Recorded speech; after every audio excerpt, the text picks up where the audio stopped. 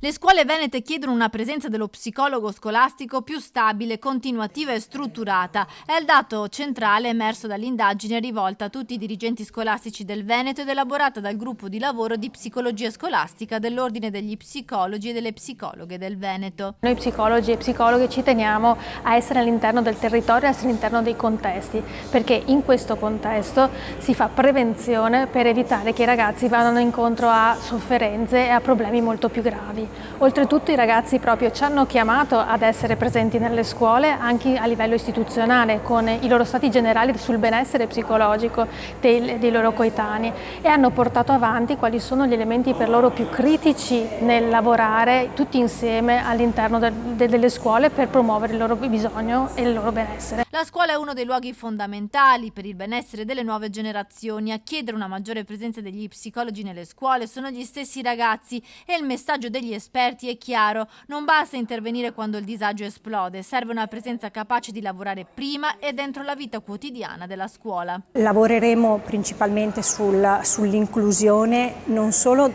tutti quei disturbi specifici dell'apprendimento e BES, quindi bisogni educativi speciali, ma proprio cercando di lavorare su tutte quelle dimensioni, su quelle fragilità proprio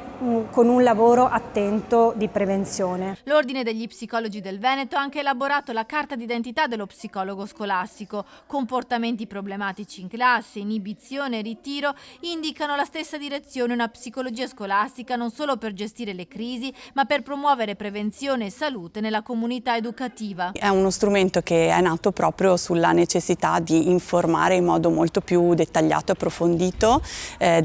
sul ruolo dello psicologo e della psicologa a scuola, e quindi non ridurlo semplicemente all'erogazione del servizio di sportello scolastico, di ascolto, ma appunto ampliare tutto ciò che può fare lo psicologo per promuovere il benessere, non solo, anche qui abbiamo cercato di allargare, non solo per studenti e studentesse, ma per tutta la comunità scolastica.